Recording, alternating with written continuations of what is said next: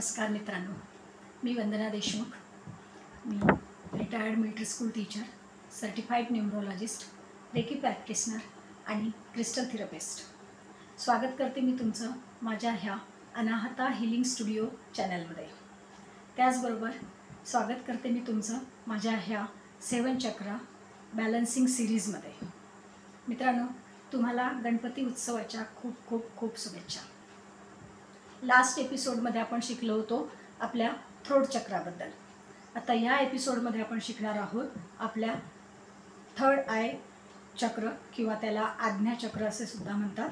आणि हे आहे आपलं पॉवर ऑफ इंट्युशन. आणि आज्ञा म्हणजे कमांड. थर्ड आय चक्र आहे आपलं परसेप्शनचं पॉईंट, विजडम आणि आपलं स्पिरिच्युअल विजन दर्शवणारं. कुठे आहे याचं लोकेशन? ह्याचं लोकेशन आपल्या 2 भुवयाच्या मधोमध, जिथे आपण टिळा लावतो. आणि याचं एलिमेंट आहे लाईट, विच ब्रायटन्स युअर पाथ. आणि याचा रंग आहे निळसर जांभळा, ज्याला इंडिगो कलर असं म्हणतात. याचा बीज मंत्र आहे ओम. आणि याची देवता आहे शिव आणि शक्ती. याचा सिम्बॉल आहे 2 पाकळ्यांचं कमळ. आणि याचा रंग निळसर जांभळा, इंडिगो कलर. हे रिप्रेझेंट करतं इंट्युशन पॉवर आणि इन्नर विजन. द बॅलन्स आज्ञाचक्राचे काय सिम्पटम्स आहेत? तर सगळ्यात पहिलं म्हणजे इंट्युशन पॉवर. इंट्युशन पॉवर म्हणजे काही गोष्टीची पूर्वसूचना आपल्याला मिळत असते. आधीच आपल्याला आभास होतो की काहीतरी चांगलं किंवा काहीतरी वाईट घडणार आहे. आणि आपल्या अवतीभोवती ज्या काही सूक्ष्म हालचाली असतात त्याची संवेदनासुद्धा आपल्याला आधीच मिळते. त्याच्यानंतर आपला फोकस असतो प्रत्येक गोष्टीवरती, आपलं कॉन्सन्ट्रेशन असते. आणि त्याचबरोबर आपली क्लॅरिटी ऑफ थॉट्स, ज्याला आपण म्हणतो की विचार करण्याची क्षमता आपली क्लिअर असते. आणि आपलं इन्नर विजडम, त्यातून म्हणजे ह्या सगळ्या गोष्टीमधून आपल्याला इन्नर विजडम मिळतं. आपला फोकस वाढतो, आपली क्लॅरिटी राहते आणि आपलं कॉन्सन्ट्रेशन वाढते. त्याचबरोबर आपलं जर थर्ड आय चक्र ओपन असेल तर आपण डीप मेडिटेशनमध्ये जाऊ शकतो. आपलं मेडिटेशन प्रोसेस खूप छान होते. तर इम्बॅलन्स थर्ड आय चक्राचे सिम्पटम्स काय आहेत? तर लॅक ऑफ फोकस, ज्याच्यामुळे आपल्याला डायरेक्शन पण मिळत नाही की योग्य कोणत्या दिशेने जावं म्हणून. त्याचबरोबर over thinking, negative thinking, sleep issues असतात. त्याच्यानंतर हेडेक होतं आणि आपलं स्पिरिच्युअल डिस्कनेक्शन होतं. आपण स्पिरिच्युअली लवकर कनेक्ट होऊ शकत नाही.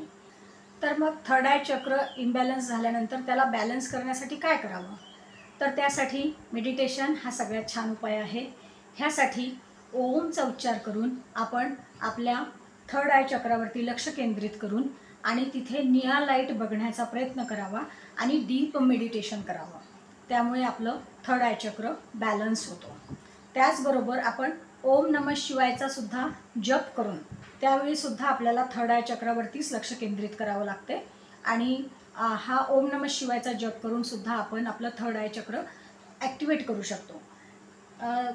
अगदी त्याच भागावरती लक्ष केंद्रित करण्याचं कारण असं आहे की जेव्हा आपण ह्या उच्चारांची एनर्जी मिळवत असतो, ओमचं असेल, ओमचं उच्चारण असेल किंवा ओम नमः शिवायचं उच्चारण असेल, ती एनर्जी जी आहे ती एका ठिकाणी कॉन्सन्ट्रेट होण्यासाठी, एकवटण्यासाठी आपल्याला त्या चक्रावरती लक्ष केंद्रित करायला पाहिजे, जेणेकरून सर्व ऊर्जा तिथे सामावल्या जाईल आणि त्या चक्राचं हिलिंग होईल. म्हणून मेडिटेशन करताना, प्रत्येक चक्राच्या वेळी मेडिटेशन करताना त्या चक्रावरती लक्ष केंद्रित करणे आणि त्या चक्राचा बीज मंत्र उच्चारण करणे अतिशय महत्त्वाचं असते.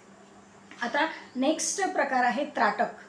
त्राटक आता जवळपास सगळ्यांना माहीतच आहे किंवा नसेल माहीत तर सांगते की कॅन्डल आपण प्रज्वलित केल्यानंतर कॅन्डलची जी ज्योती असते, वरची जी फ्लेम असते, त्या फ्लेमवरती कॉन्सन्ट्रेशननी बघणे, डोळे स्थिर ठेवून बघणे, त्यांनी आपलं तो एक डीप मेडिटेशनचा प्रकारच आहे आणि त्यातून मेमरी स्ट्रॉंग होत असते.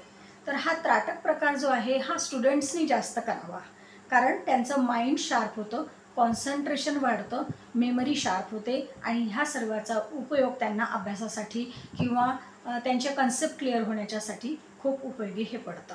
त्याच्यानंतर आहे फ्रूट्स. तर पर्पल रंगाचे, जांभळ्या रंगाचे फ्रूट्स आपण घेऊ शकतो. फ्रूट्स घेऊ शकतो, जसं पर्पल ग्रेप्स आहेत किंवा ब्लूबेरीज आहेत.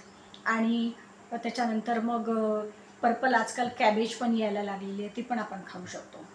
आणि क्रिस्टल्स मी तुम्हाला सजेस्ट करेल. लॅब्रोडाईट हे क्रिस्टल आहे, नंतर सोडालाईट आणि बेस्ट खूप छान रिझल्ट देणारं आणि मेडिटेशनसाठी किंवा कॉन्सन्ट्रेशनसाठी जे क्रिस्टल आहे ते हे ॲमॅथिस्ट आहे. हे ॲमॅथिस्ट आपलं डीप कनेक्शन करतं युनिवर्ससोबत आणि आपल्याला मेडिटेशनमध्ये कॉन्सन्ट्रेशन करण्यासाठी खूप मदत करतो.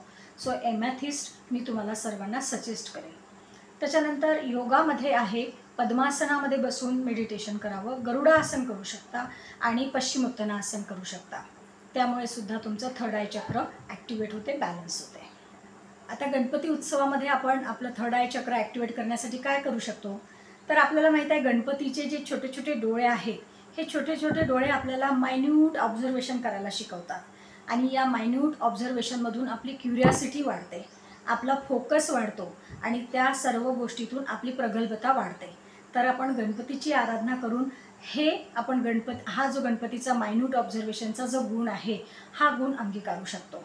तसंच आपलं थर्ड आय चक्र जे आहे हे आपल्याला शिकवतं की think or see beyond your illusion power, म्हणजे तुमच्या विचारशक्तीच्या पलीकडे जाऊन बघण्याचा, विचार करण्याचा प्रयत्न करा.